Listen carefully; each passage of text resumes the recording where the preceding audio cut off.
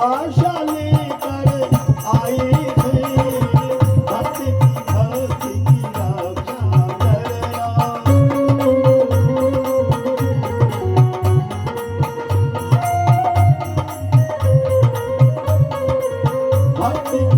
भक्ति की रक्षा करना, आशा लेकर आए हैं, भक्ति की रक्षा करना। हिरण्यकश्यपु ने तो अपनी मनमानी की, प्रहलाद को आग के कुंड में जो धकेल दिया। प्रहलाद जैसे ही कुंड में गिरे थे, ऐसे प्रतीत हुआ कि जैसे हम चंदन के जो इस कुंड में गिर गए। चंदन शीतल होता है, चंदन के कुंड में हम गिर चुके। तो जो अन्य बालक थे उनको बड़ा आश्चर्य हुआ। अरे प्रहलाद, तुम आग के कुंड में गिरा दिए गए हो, तुम हंस रहे हो। प्रहलाद बोले, आग के कुंड में ऊपर ऐसे दिखा रही आगी, भीतर तो बिल्कुल जो मटका के सो पानी लग रहा हमें, जैसे मटका के पानी में हम कूद रहे हो। एक के लगवन हमें भरोसा नहीं हो रहा। प्रहलाद बोले, भरोसा नहीं हो रहा तो कूद के देखो। बगल वालों का रीर कक्का। प्रहलाद तो बंगाली को जादू पड़े को अपन कूद गए और अपन निपट गए। तो दूसरे बोले, जब निपट गए तो प्रहलाद तो है अपने सखा मित्र, वही जो विपत्ति परे को। मित्र तो वो कहा थे जो आपत्ति में संग दे देवे। तो जैसे उसने छलांग लगाई तो अभी हंसने लगा। रे आग का कुंड बिल्कुल चंदन जैसा शीतल बन गया। जितने सखा थे सब के सब सखा उसमें है, हिलोरे ले रहे हैं, आनंद ले रहे हैं। हिरण्यकश्यप बौखला गया। निकलो, सबको निकाला और खंभे से बांधा। आज है प्रहलाद को क्वासौ तव रामा। खूब देख लिया हमने, खूब उपाय कर लिए। अब तो एक ही उपाय है, बाप बेटा की ठन रही आवाज। आज मैं अपनी तलवार से तुम्हारे गर्दन को विलग कर दूंगा। प्रहलाद कहने लगे, पिताजी आदमी सोचा तो बहुत लंबी लंबी बातें हैं, लेकिन भगवान को जो प्रसन्न है, भगवान को जो मंजूर है, बस वही होता है, वही होता है। एक शायर ने लिखा है, वही होता है जो मंजूर खुदा होता है। व्यक्ति मनमानी तो करता है, व्यक्ति अपना मनोरथ तो जो है बनाता है, लेकिन जो ठाकुर जी को मंजूर है। इसलिए हमारे बाबा तुलसीदास जी कहते हैं कि राम कीन्हो चाहि सोई होई, करे अन्यथा अस नहीं कोई।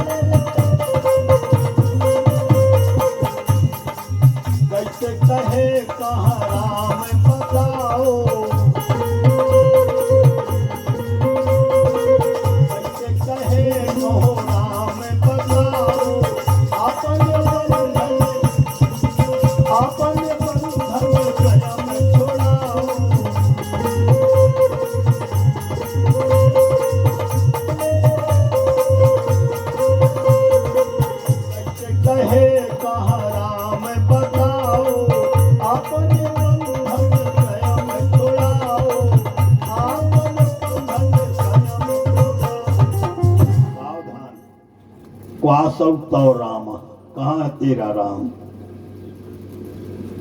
प्रहलाद बोले, पिताजी तन्नक पूछ भी में कसर रह गई। दैत्य बौखला गया, पूछने में क्या कसर रह गई। हिरण्यकश्यपु ने जब कहा तो प्रहलाद कहने लगते हैं, पिताजी आप पूछ रहे कहाँ है तुम्हारे राम। हिरण्यकश्यपु बोले, यही तो पूछ रहा हूं, कहाँ है तेरा राम। प्रहलाद बोले जा पूछो कि ऐसी कौन जगह है जहां हमारे राम नहीं है। बोले वृंदावन बिहारी लाल की है। ऐसा स्थान बतला। हिरण्यकश्यपु ने उसी समय खंभे में घूंसे का प्रहार किया, भगवान नरसिंह का अवतार हुआ और उसी समय सारे वरदान विफल करते हुए अपने भक्त प्रहलाद की भक्ति पक्ष में रक्षा करी। देवता लोग तालियां बजाते बोल वृंदावन बिहारी लाल की जय, नरसिंह भगवान की जय हो। जो भी व्यक्ति भक्ति करता है, हमारे भागवत में लिखा है यस्यास्ति भक्ति भगवत्य किंचना सर्वैर्गुणैस्तत्र समासते सुराः हरावो भक्तस्य कुतो महद्गुणा मनोरथेना सति धावतो वही। जिसके हृदय में भगवान की प्रेमा भक्ति प्राप्त होती है, सारे सद्गुण उसको अपने आप मिल जाती है।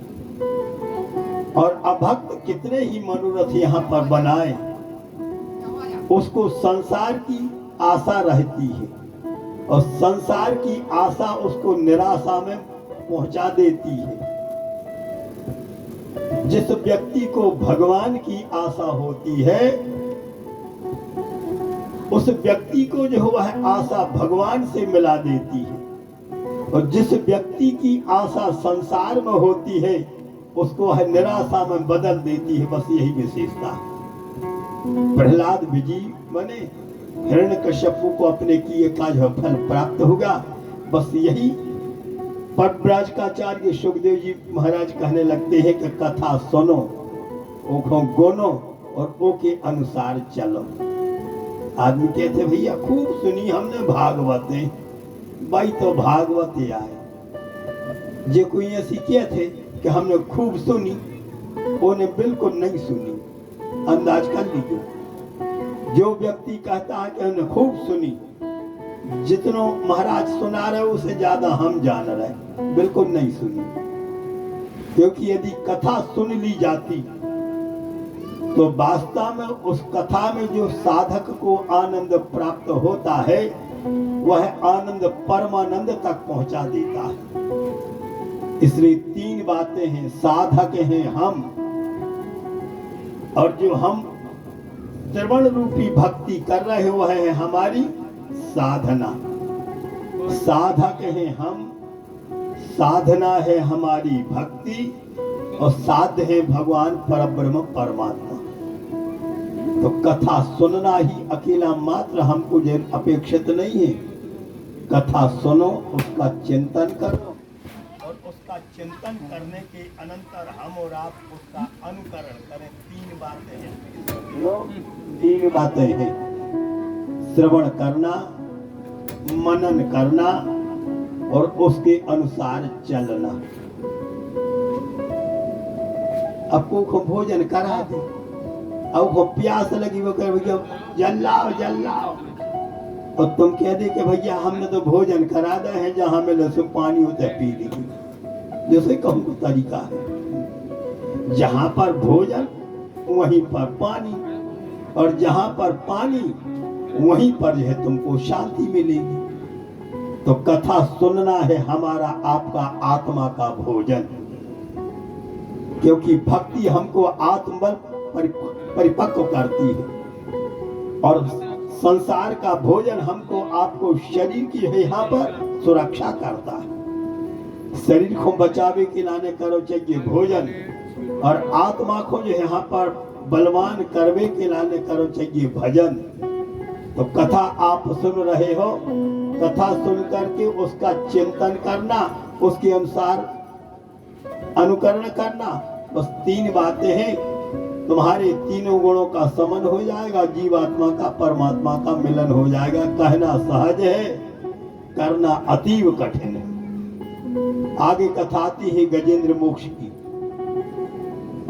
जब तक हाथी के शरीर में बल रहा, इतने जने बैठे हुए, जब तक हाथी के शरीर में बल रहा तब तक उसने किसी की नहीं सुनी, लड़ता रहा, जूझता रहा, जब तक हाथी के शरीर में बल रहा सो लड़त रहो, और जब बल घटो सो ठोकर लगी तो अपने आप जो है यहाँ पर निराश होने लगा, अपने आप निराश होने लगा।